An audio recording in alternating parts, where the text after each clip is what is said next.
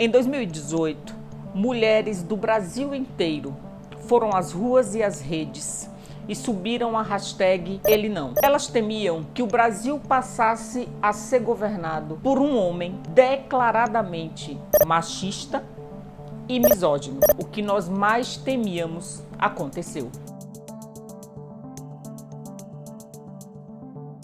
Antes de começar esse vídeo, eu preciso pedir que você acione o sininho, porque infelizmente o YouTube não está entregando os nossos vídeos e é a garantia que você vai receber a notificação toda vez que a gente subir um vídeo por aqui.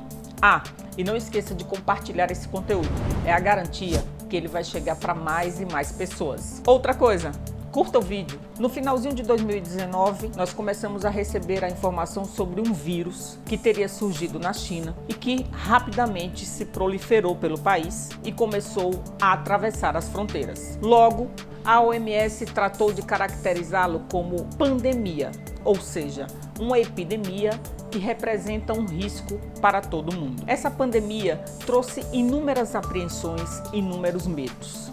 E imaginem, a principal recomendação para que a gente controle a proliferação desse vírus, o vírus da Covid-19, é ficar em casa. E imaginem vocês que ficar em casa passou a representar uma ameaça significativa para a vida das mulheres. Isso mesmo, parece estranho, mas no mundo inteiro cresceram o número de casos de violência contra a mulher ou violência doméstica. Isso significa que, em meio a todas as mazelas que a pandemia trouxe, ao medo, à apreensão, muitas mulheres em todo o mundo, incluindo aqui no Brasil, passaram a conviver dentro de suas casas com uma ameaça. Ameaça à sua dignidade, à sua segurança e à sua vida. E, em todos os casos, essa ameaça ela é materializada pela figura do namorado, do marido, do ex-marido ou do companheiro que vive com elas. E quando a gente faz o recorte para o Brasil e entra em contato com as estatísticas que mostram o aumento da violência doméstica e algo que me parece extremamente significativo, que é, enquanto eu estou aqui falando com você, gravando esse vídeo, ao se passarem 2 minutos, uma mulher pode estar sendo vítima de violência. E quando a gente fala de assassinato por ser mulher, a gente está falando de feminicídio. Ou seja, as mulheres, elas estão sendo assassinadas por ódio a elas ou pelo incômodo que elas representam para a sociedade. E aí, não tem como a gente tratar esses dados, esses números no Brasil, para além da perplexidade, sem fazer um link. Se a gente tem no comando do país um homem declaradamente misógino, ou seja, que odeia as mulheres, não respeita as mulheres, um homem machista, portanto, que não respeita a participação das mulheres na sociedade, que não respeita os espaços que as mulheres conquistam. Tudo isso flexibiliza a maneira como os outros homens, a média masculina, que caracteriza a sociedade já patriarcal e já machista do ponto de vista estrutural, achar que eles dominam o país.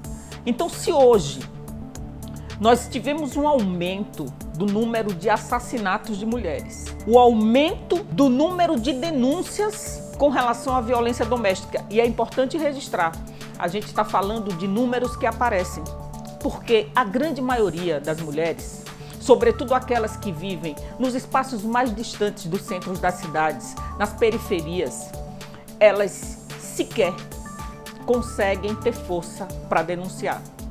E se a gente tem esse cenário no Brasil, a gente tem que entender que se aquele que deveria dar o exemplo, aquele que deveria ter a postura, é claro que não tem, mas deveria ter, não dá o exemplo, não funciona, não tem a postura de alguém que seja uma referência, os homens nas suas casas, em processo de isolamento social, acham que têm o direito de praticar violência contra as suas companheiras, e aí companheiras entre aspas, afora outros dados ainda mais significativos, porque a pandemia No último ano de 2020, nós acumulamos recordes de violência doméstica contra as mulheres e contra as crianças. A violência contra a mulher, ela é histórica. Ela sempre esteve presente porque ela dialoga, tem uma relação direta com o pensamento masculino de que são donos das suas companheiras, donos das suas mulheres.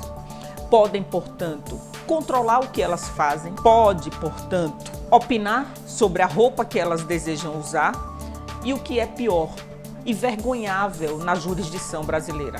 Até bem recentemente, ou seja, até um pouco antes do nosso último 8 de março, o homem poderia matar e ir aos tribunais dizer que matou em legítima defesa da honra. Uma vergonha, uma pecha no nosso sistema jurídico. E olhe, isso deixou de existir há pouco mais de um mês. Esse é um vídeo de reflexão, é um vídeo de posicionamento, mas ele é também um vídeo de atitude.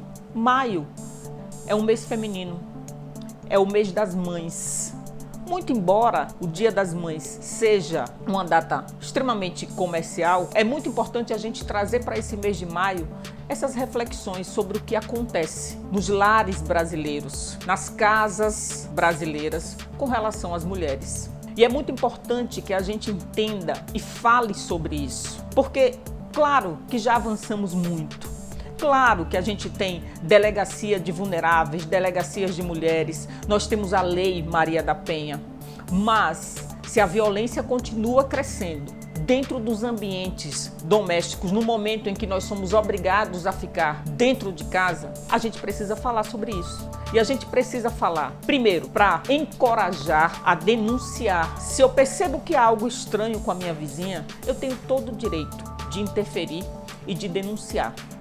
Existem números para isso, 180 ou Disque 100, em que a gente pode denunciar toda vez que a gente desconfiar que uma mulher está sendo vítima de violência dentro da sua própria casa. Isso é uma chaga da sociedade, uma chaga que se agudizou em razão da ausência de políticas públicas e a ausência de postura que combata isso que é algo que às vezes a gente pensa como inclassificável. Alguém achar que pode mandar no corpo da outra, mandar na sua própria companheira e agredi-la, seja física ou psicologicamente. Historicamente e culturalmente, nos obrigaram a ouvir a frase em briga de marido e mulher, ninguém mete a colher. Só que esse ditado, ele não tem nada de contemporâneo. Ele é do passado e hoje a gente tem sim que meter a colher e tem que denunciar. Inclusive, a denúncia pode ser anônima. Portanto, combater, encorajar e nos sensibilizar com esse mal social, com essa tragédia social, é o que todas nós podemos fazer, pensando sempre umas nas outras.